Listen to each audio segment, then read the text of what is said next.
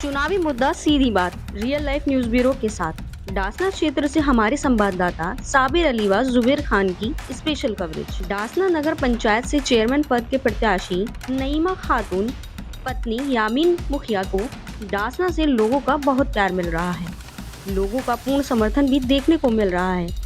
यह हम इसलिए कह रहे हैं क्योंकि जिस समय यामीन मुखिया ने डासना में जनसभा की तो लोगों ने उनकी जनसभा में बढ़ चढ़कर हिस्सा लिया और अपना समर्थन दिया। बंजारा समाज के लोगों ने तो वहां जनसभा में यामीन मुखिया का स्वागत किया और अपने समाज की तरफ से समर्थन की घोषणा की। यामीन मुखिया व उनके पुत्र ने तो पूर्व चेयरमैनों के ऊपर गंभीर आरोप लगाते हुए कहा कि हमारे यहाँ के पूर्व चेयरमैनों ने यहाँ सिर्फ चोरी व गुंडागर्दी की है, लेकिन कोई विकास कार्य नहीं किया। तो हमारे साथ बने रहिए और देखिए पूरी रिपोर्ट हमारे संवाददाता पलक मुजराल और दीपक कुमार के साथ। नमस्कार, मैं पलक मुजराल आप सभी का रियल लाइफ न्यूज ब्यूरो के खास प्रोग्राम चुनावी मुद्दे में आप सभी का स्वागत करती हूँ। मैं दीपक कुमार। इस बार का उत्तर प्रदेश का चुनाव आम चुनाव नहीं बल्कि चुनावी अखाड़ा बन चुका है और इस चुनावी अखाड़े में सभी बड़े नेता अपनी चुनावी पहलवानी दिखाने के लिए भी उतर चुके हैं और उनमें से कुछ नेता तो ऐसे भी हैं जो अपनी जीत के दावे भी कर रहे हैं, लेकिन आखिर में किसका ढोल जीत का बजता है और किसका फटता है ये तो आने वाला वक्त बताएगा। लेकिन आज उन्हीं में से एक डासना के प्रत्याशी मुखिया यामीन जी हमारे साथ मौजूद है, जिनसे आज हम करेंगे कुछ खास बातचीत। यामीन जी, बहुत बहुत स्वागत है आपका हमारे रियल लाइफ न्यूज़ ब्यूरो में। सबसे पहले सवाल मैं करूंगा, आप पहले निर्दलीय थे, इस बार पार्टी से आपको टिकट मिला, क्या कुछ उम्मीद है इस बार जनता से? इस बार जनता से मुझे उम्मीद है और क्योंकि इस बार ईमानदारी की जीत होनी है, क्योंकि यहाँ की आवाम मुझे जानती है, मेरे बारे में जानती है, मैं ईमानदार व्यक्ति हूँ, किसान का बेटा हूँ और तब जो छोटे छोटे रोजगार मिले उसमें भी ईमानदारी है और उसमें पब्लिक का सहयोग करता हूँ। मैं जितनी मदद करता हूँ मैं उसमें, गरीब की, यतीम की, भोलों की, भलों की, गयों की, गिरों की, ये मेरा फर्ज है। जी, मैं आपसे ये भी जानना चाहती हूँ, इससे पहले भी आप एक बार चेयरमैन का इलेक्शन लड़े थे, लेकिन पिछली कुछ कमियां जो इस बार आपने नहीं दोहराई उनके बारे में जरा बताइए। असल में पीछे जो लड़ा था बस कुछ हालात ऐसी थे घर कुंडों में हमारे होती अक्सर कई बार, तो मेरा कोई चुनाव नहीं था वो, तो मैं अपने उस लड़ने का भी उस पर जो मुझसे गलती है उस पर नाजुक था उस ज़माने में। लेकिन क्योंकि इस बार तो मैं चुनाव जीतूंगा क्योंकि मैं आधे में हूँ, यहाँ आधे में रब और आधे में सब।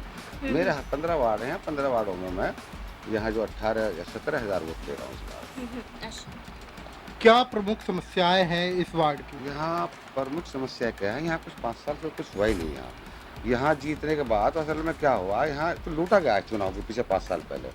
एक लुटेरा आया, उसे चुनाव को लूट गया, ड्रामे करके लोगों पर 200 बजे अच्छे पढ़े लिखे थे मेरे बड़े भाई, किसी का उनको वो गैस ने गाड़ी पकड़वा दी, किसी पे वो लगा, किसी पे वो लगा, पब्लिक का वो मोह के वो ना होता वो जोकर, उस तरह करके उसने इसे चुनाव को लूटा था, जीता नहीं था वो, बल्कि कोरी मक्कारी थी उसमें कूट के। अभी भी उसी चक्कर में लगा हुआ, अभी भी उसकी सोच ऐसी है। अब वो नचनी रहा कर नचाने यार, वो क्या बोलते हैं उसे, वो दाढ़ी सी रखे है, वो क्या है, शेख चुल्ली। शेख चुल्ली। शेख चुल्ली कस्बा कुछ शेख चुल्लियों का है। अरे जिम्मेदार लोग रहते हैं यहाँ, हर बिरादरी का सदर है इस गाँव में, जितनी भी बिरादरियाँ हैं 36 बिरादरियों का सदर इसी गाँव में है, हर बिरादरी का सदर है इस गाँव में। बड़ा ऐतिहासिक कस्बा है ये। इसको तो ऐसा कर रखा है जैसे वो बचपन में मैं तारीख पढ़ा करता था, जैसे दिल्ली को नादिर साहब डाले वो लूट के लेगा, अहमद साहब दिया लिया वो लूट के लेगा, तो इस कस्बे को तो ऐसा कर रखा है। मेरे पूर्वजों ने मैं डांस सुनाई हूँ, मैं उसी आल नस्ल उन्हीं पूर्वजों की हूँ, राजा राणा सिलार सिंह की आल नस्ल हूँ मैं। हम देखते देखते हमारी पीढ़ियाँ पक गई। जब मैंने ये निर्णय लिया, मैंने कहा तो मेरा कस्बा लुटता ही रहेगा हमेशा, तब मैंने ये कदम उठाया और अपनी जनता की रखवाल करूंगा और रखवाल के साथ साथ मैं विकास भी करूंगा। तो शेख चिल्ली के आने से कुछ फर्क पड़ेगा? नहीं, फर्क क्या, वहाँ कोई नहीं, उससे तो और लोग का ये कहना जो जिम्मेदार लोग हैं भाई, तो नेता नहीं तो कोई नचनिया ही दिखे है क्या, भाजी जैसे लोग नचने नचाओगे, औरतों को नचाओगे, कितनी शर्म की बात है। अरे यार, हमारे यहाँ तो इस्लाम में लोग इकट्ठे पीछे सारे उलेमा इकट्ठे हो गए, तो बात हुई थी कि भाई नाच गाने बंद करे जावे, दहेज प्रथा को सब बंद करी जावे, लेकिन अब ऐसे ऐसे जिम्मेदार हो गए, ये चोर लोग जिम्मेदार हो गए और बजाय हाजी भी साथ में लग रहा और नचनी नचा रहे हैं। वो शेख चुल्ली वगैरह क्या होते हैं, वो दाढ़ी वाड़ी सी रखते हैं, वो क्या नकसी पकड़ सी होते। मुझे तो बड़ी गैरत आती है साहब, ये कैसा कस्बा, कैसे लोग इसमें आ गए, कहाँ से पैदा हो गए। आपने अभी कहा उनको चोर लोग, तो कैसे हैं वो चोर, एक बार बताओ। चोर को उनका तो सबको पता ही है, फिर तो सारा कुछ क्षेत्र कुछ जानता बात है। ऐसी हुई वो हो? प्रॉपर्टी काम करते हैं, उसमें भी मैं लेमारी करते रहते हैं, जिन्हें कौन कौन मुझे तो सुनता ही रहता हूँ। अभी मेरा एक मित्र बैठा प्रधान जी दी, उसके भी बहुत सारे पैसे मार रखे, सुनता रहता हूँ, जिक्र है कस्बे में। अच्छा, प्रॉपर्टी की बात करूँ तो जो ईदगाह का रास्ता बंद है। ईदगाह का रास्ता असल में ये लोग वे लोग हैं जो कुछ कर नहीं सकते कभी, वरना तो रास्ता भी उसका है, लेकिन इनमें इतना भी दम नहीं है लेखपाल को बुला के रास्ता भी निकालना है, क्योंकि इन्हें कोई जानता ही नहीं है। और इनकी सुनेगा कौन? हमेशा आपने देखा होगा, बेईमान आदमी हमेशा कमजोर होता और ईमानदार हमेशा मजबूत होता। ये यकीन है ना, बिल्कुल। ये ईमानदार आदमी मजबूत होता और बेईमान आदमी हमेशा कमजोर होता। तो ये वजह हो रही है। और क्या क्या जैसे वजह अभी है? आपने यहाँ जनसभा करी, उसमें आपने बताया कि सबसे बड़ा मुद्दा यहाँ जो नाला है और जो ट्रांसफार्मर है, लाइट चली जाती है। जो पिछले हमारे चेयरमैन थे, उनके विकास से भी आप नाखुश है, क्यों? उन्होंने कुछ भी नहीं करवाया? हाँ, नहीं, साहिद हुसैन साहब ने तो 3 बार रहे, उन्होंने तो कुछ कराया ही नहीं कुछ भी। हाफिज साहब के ज़माने, वो हाफिज अताउल्लाह के ज़माने में वो वह कर रहे, या मेरे बड़े भाई हामिद अली और नईमा खातून के दौर में, तब यहाँ रोड भी निकले 2-3, और यहाँ जो रोड सड़क भी उस ज़माने में ही बनी, या हाफिज साहब के ज़माने में कोई काम हुआ। वरना तो 20 साल तो यहाँ कुछ हुआ ही नहीं, बल्कि 20 साल तो यहाँ लुटेरे बैठे हैं। कुछ दलाल बैठे, जो कुछ लोग ज़मीनों ने घेर रखी है, उनमें दलाली खा गए, और ये आए तो इन्होंने तो कुछ करा ही ना बिल्कुल। प्रमुख विपक्ष किसे देख रहे हैं? कि मेरा विपक्ष में मेरे तो ये टक्कर के तो है ही ना, ये तो विपक्ष क्या मानू ही ना, ये विपक्ष में मेरे लायक आदमी ना, ये क्या करेंगे? ये मेरा कुछ भी ना, ये कहीं है ही ना, ये कहीं भी ना गिनती में। लेकिन मेरा इलेक्शन जो है वो किसी से नहीं है। मैं इलेक्शन में बहुत आगे हूँ, मैं रेस का घोड़ा आदमी हूँ, बचपन से मैं किसान आदमी हूँ, मैं जानता हूँ ना यहाँ की आवाम को जानता हूँ मैं, क्योंकि उनमें पला बड़ा हुआ हूँ, उनके दुख दर्द को मैं समझता हूँ, वे मेरा दुख दर्द समझते हैं। मुझे आज भी हाथ फेरती हैं बड़ी बड़ी जो बुजुर्ग महिला हैं या मेरी माता बहन है, आज ही मुझ पर हाथ फेर कर पुचकारती हैं। आखिर क्या खूबी कुछ तो होगी मुझ में। तो उन बुजुर्गों की दुआ है मुझे, और मैं ईमानदार व्यक्ति हूँ, मैं जीतूंगा और बहुत बढ़िया वोटों से जीतूंगा, इन्हें धोरे बिना लगन दूंगा। हमने जनता का साथ तो अभी जनसभा में देख ही लिया, लेकिन फिर भी आप किन मुद्दों को उनके बीच मैं- लेकर जाएंगे? हाँ, मैं मुद्दे लेकर जाऊंगा। जैसे हमारे यहाँ एजुकेशन की बड़ी समस्या है, यहाँ बहुत ज़मीनात ऐसी हैं, चाहे इंटर कॉलेज खास नहीं, एक है भी तो वहाँ भी कोई रेख देख नहीं है, वो है ना। तो एक तो एजुकेशन बहुत जोर रहेगा मेरा, और दूसरे जो रोड जर्जर ये तो हैं, ये तो खैर कोई काम इतना है, लेकिन इसे करने वाला होता ही तो इसके बिना निकले हुए यही काम कर लेते। आप रोड में घूम कर देखो कस्बे में, आपको सब जगह टूटी मिलेंगी। इसके अलावा मैं आशियाने देने का भी, मैं जो गरीब यहाँ जनता में देखता हूँ, कि मैं तो बचपन से देख रहा हूँ, बहुत लोग गरीब हैं। जैसे सरकारी की योजना होती है आवास बनाने, या कुछ प्लॉटों का भी एक कोई सिस्टम होता है, अभी बहुत ज़मीनात हैं, तो मैं दूंगा उन गरीबों को मदद करूँगा मैं उनकी। आपने जनसभा के दौरान कहा कि मैं जज्बाती हूँ और जज्बाती के साथ ईमानदार भी बहुत। हाँ, मैं जज्बाती हूँ और ईमानदार। जज्बाती आदमी ईमानदार होता है, ये भी आप मेरी सुनिए। जज्बाती आदमी ही ईमानदार होता, और मीठा जो हो ना, जहाँ मीठा हो वो बुरा हो अंदर से हो। मैंने खूब देख रखा है, भलापन अच्छा है, ये मैं देख रहा हूँ। मैंने बहुत सारी दुनिया देखी, 50 पार कर रहा हूँ मेरे को, लेकिन 50 साल पार कर चुका हूँ, कोई आदमी उंगली उठाने वाला नहीं मिलेगा मुझे कहने वाला, और कहेगा तो सारी झूठी कहेगा, जब कोई आदमी ना कहे। अच्छा, मेरा एक सवाल ये भी है कि यहाँ से विकास के नाम पे जितना भी फंड लिया गया, उस हिसाब से यहाँ पे विकास कार्य हुआ है अब तक? ना, नहीं हुआ। वो जो फंड आया वहाँ से, हालांकि लाने वाले भी ऐसे थे, जो कुछ लाए वो खा गए, कागजों पास करके खा गए उसे। अच्छा। हाँ, अब लठ लेके यहाँ आना कोई। अब यहाँ विपक्ष जो पहले तो, क्योंकि बेबी चोर और बेबी चोर, चोर चोर मौसेरे भाई हो गए। अब हम जीता हुआ होता और खुद ना कर हार जाओ, तो हम तो लठ लेके खड़े होंगे, ऐसा कर जैसे हमने करा ऐसा कर, हम तो ऐसे कार्य करेंगे। और अगर हम जीते तो हम इतना मौका ना दें, किसी का नंबर ना दो, और का तय है ही वो। मैं जीतूंगा, किसी का नंबर नहीं आऊंगा। आने वाले टाइम में मैं ऐसे विकास करूंगा, ऐसे कार्य करूंगा, सारी जनता यामीन होगी। हर इंसान का नाम यामीन मुखिया होगा। समझ लो मैं क्या कर रहा हूँ। मैं ऐसा नहीं है मैं चौधरी साहब पौधरी साहब क्या होता है। अरे हम यहाँ इस्लाम लोग, हम इस्लाम को मानने वाले लोग सब बराबर हैं। जो हम नबी के उम्मती है तो हम सब बराबर है। हमारा कोई छोटा बड़ा नहीं, हमारा कोई चौधरी साहब ठाकुर साहब नहीं है, वहाँ सब बराबर है। जानती है मुझे यहाँ की आवाम। यामीन मुखिया का समर्थन में आइए जानते हैं उनसे कुछ सवाल करते जी। जी, मेरा नाम मतीउर रहमान है और मैं रफीकाबाद वार्ड 12 से इस वक्त मौजूदा वर्तमान सभासद प्रतिनिधि हूँ। और हम मुखिया जी के समर्थन में पूरे चुनाव कैंपेनिंग को देख रहे हैं, और मुखिया जी हर वार्ड से, हर बूथ से बहुत अच्छी वोटों से आगे चल रहे हैं। और मुखिया जी का चुनाव कोई आसपास भी कोई प्रत्याशी उनको मतलब नहीं आ पा रहा है, वो बहुत बेहतरीन चुनाव है, क्योंकि वो एक ईमानदार प्रत्याशी है और उनकी ईमानदारी को देखते हुए जनता का जो समर्थन है, अभी आपने थोड़ी देर पहले जनसभा के रूप में देखा है, वो बहुत थोड़ी देर पहले इन्फॉर्म की हुई जनता थी जो इतनी बड़ी तादाद में वहाँ पहुँची। तो आप पूरा चुनाव मैनेजमेंट देख रहे हो उनका? हाँ, चुनाव हम ही लड़ रहे हैं, हम भी। तो क्या कुछ रेस्पॉन्स आ रहा है जनता से? जनता से बहुत अच्छा रिस्पॉन्स है, और मतलब आप ये देख सकते हैं कि नेता पब्लिक के बीच में जाते हैं, लेकिन जनसभा से पहले पब्लिक आई थी हमारे मुखिया जी को लेने घर पे, और घर तक छोड़ के गई है।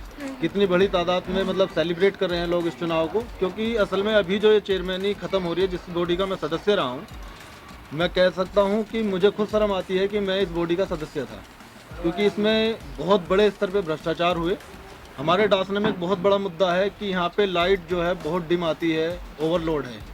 तो मैंने उस बॉडी के सदस्य के नाते एक प्रस्ताव दिया था मौजूदा चेयरमैन प्रतिनिधि को कि मात्र 17 लाख रुपए की लागत से एक चेयरमैन एसडीओ साहब ने मुझे बताया था कि 17 लाख रुपए की लागत से एक ट्रांसफार्मर जो है ट्रॉली पे फिट होकर आपकी नगर पालिका को मिल जाएगा, और जब भी आपका कोई ट्रांसफार्मर फूकता है तो बिजली विभाग को चेंज करने में 2 से 3 दिन लग जाते हैं। तो उस ट्रांसफार्मर को आप अपनी नगर पंचायत में खरीद लीजिए, जहाँ का ट्रांसफार्मर फूकता है फेस माउंट के जुड़ जाते हैं। 2 से 3 दिन 4 दिन यहाँ पे जनता परेशान रहती है लाइट के बिना, वो एक बहुत बड़ी समस्या का समाधान हो सकता था, लेकिन उन्हें भ्रष्टाचार करना था। आप जो 2-2 ढाई लाख रुपए में एक आम आदमी खरीद के ला सकता है मोबाइल टॉयलेट, वो उसको ना ला के ट्रांसफार्मर को मोबाइल टॉयलेट लेकर आए, जो आज सड़े गल रहे हैं और उनके भ्रष्टाचार को सलाम कर रहे हैं। आप कभी भी नगर पंचायत में जाएं, पब्लिक ने उन्हें कोई यूज नहीं करा, केवल और केवल वो उनकी भ्रष्टाचार का नमूना रखा हुआ है, जो उनकी याद में अगर हम पहुँचे तो उसे म्यूजियम में रखवाएंगे। आप बाद में भी चेयरमैन साहब से मिलते होंगे, 1-2 बार और मुलाकात हुई होगी, आपने बार बार मुद्दा उठाया, क्या कुछ कहते हो? देखिए, उनकी नज़र में नाली, खड़ंजे, लाइट ये सब कुछ नहीं था। उनका तो मानना ये है कि आखिर में जो वो कहते हैं कि मैं तो मदारी हूँ, डुगडुगी बजाऊंगा, पब्लिक अपने आप, भीड़ अपने आप जुड़ जाएगी। और आप देख रहे हैं अभी हमारे कस्बे के तमाम उलेमाओं ने, हाफिजों ने, इमामों ने इकट्ठा होकर एक मीटिंग की कि डासना में जो हमारे मुस्लिम रीति रिवाज के हिसाब से कि शादी ब्याहों में दहेज, नाच गाना, डीजे, ये सब पूरी तरह से बंद किया जाए और एक सुन्नती तरीके से बहुत सिंपलिसिटी से शादी और ये सब अपने प्रोग्राम निपटाए जाएं।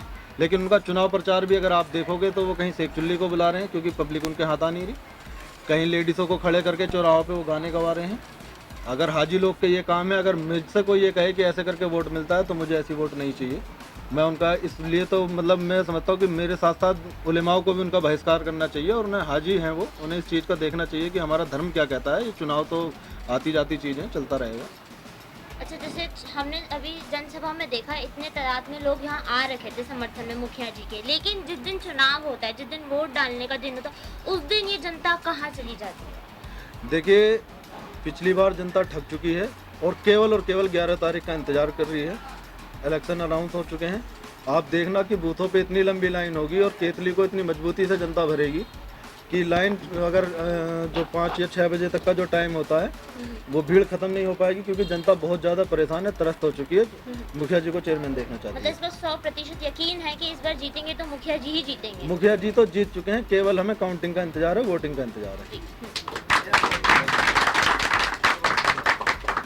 देखिए, जनसभाओं में, रैलियों में, या फिर जब आप वोट अपील करने जाते हैं, जनता तो सबको आशीर्वाद देती है उस दौरान, मगर क्या ये नतीजे वाकई ही बदल पाएंगे?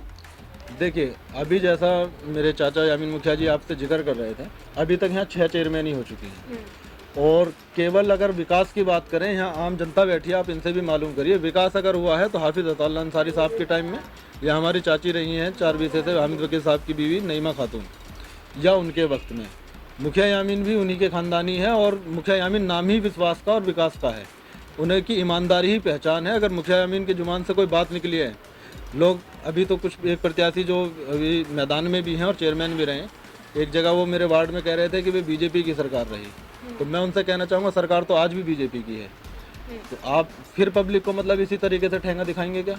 और देखिए, डासने में जो मुद्दा है, आपको हमारे यहाँ पे एक बहुत बड़ा ये तालाब है, करीब सैकड़ों बीघे में तालाब है, और मेरी खुद की, क्योंकि मैं वो बात करूँगा जो मेरी उनसे खुद बात हुई है। एक टाटा कंपनी है, आप पत्रकार हैं, आपको नॉलेज होगी, जितनी भी ये बड़ी कंपनी है जो पानी का शोधन करती हैं, तो सरकार की इनके ऊपर रेगुलेटरी है कि आप जितना पानी इस्तेमाल करेंगे उतना पानी आप ज़मीन के अंदर नीचे मतलब वाटर हार्वेस्टिंग सिस्टम के थ्रू या तालाबों को गोद लेके उनसे करेंगे, तो वो खुद चल के हमारी नगर पालिका पे आए थे और उन्होंने कहा था कि ये तालाब आप हमें गोद दे दीजिए, आपकी नगर पालिका को इसमें 1 रुपया खर्च करने की ज़रूरत नहीं है।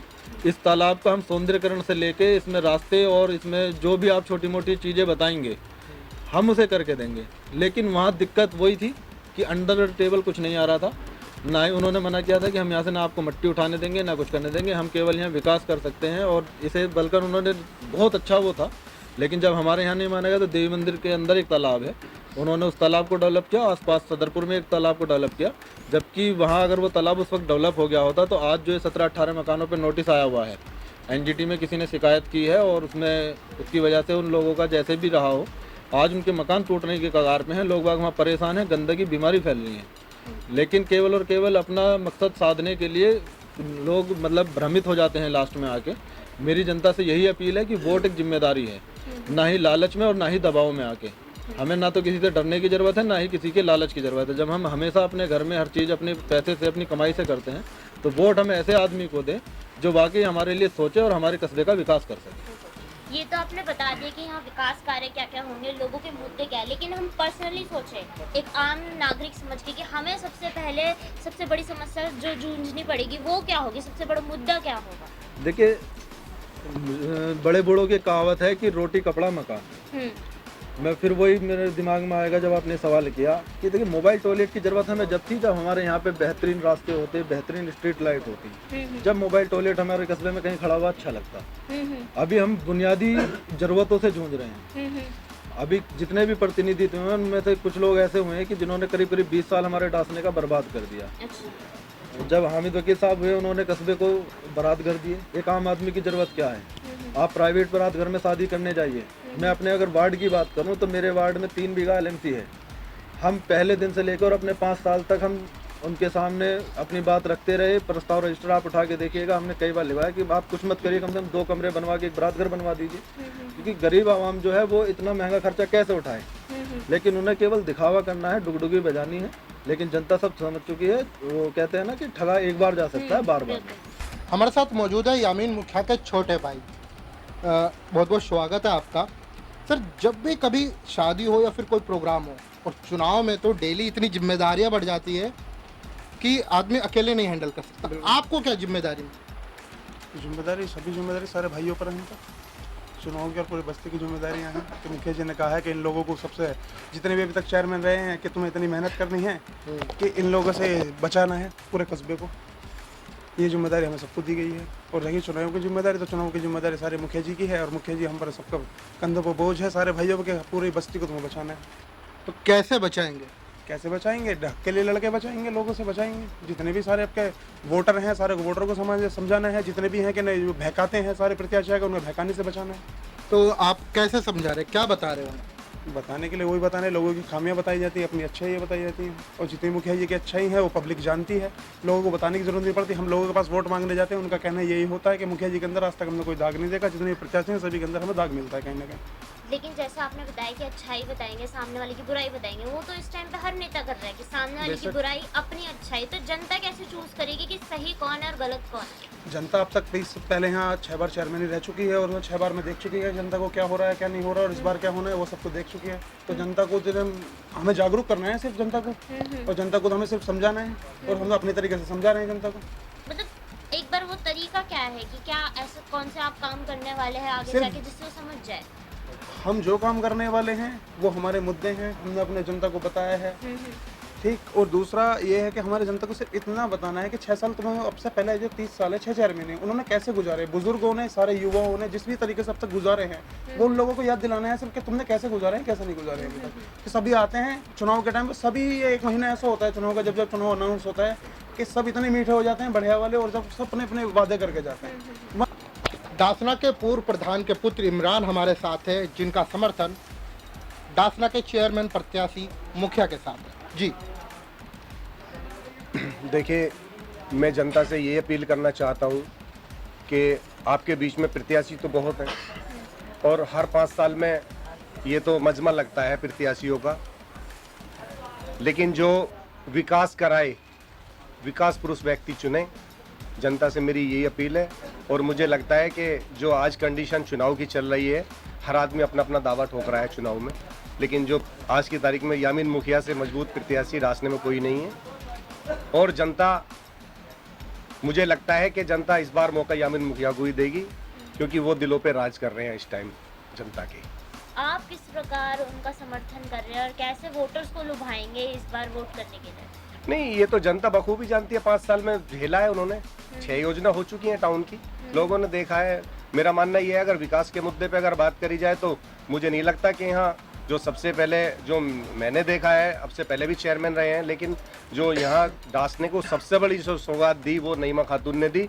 जो हमारा डासना मेन स्टैंड से जो मेन रोड जो कस्बे को जोड़ता है, सबसे मेन मुद्दा था वो। जो आज देखो आप डासना स्टैंड से जब चलोगे तो वहाँ से एक अच्छा रोड देने का काम किया, बीच में डिवाइडर का काम किया, उसके बाद उस पर अच्छे मतलब पेड़ पौधे लगाने का काम किया। एक डासने की पहचान है, मेन रास्ते से कस्बे की पहचान होती है, जो हमेशा इस चीज़ से महरूम थी, वो नईमा खातून के टाइम में हुआ। उसके बाद एक रोड आता है यहाँ से बाईपास IMS कॉलेज के बराबर से, वो नईमा खातून के टाइम में मिला। तो मैं नहीं मानता इससे बड़ा विकास और क्या हो सकता है। जो मेन कस्बे को जो रास्ता जोड़ता है, उस पर सबसे बड़ा फोकस था, वो उन्हीं का था।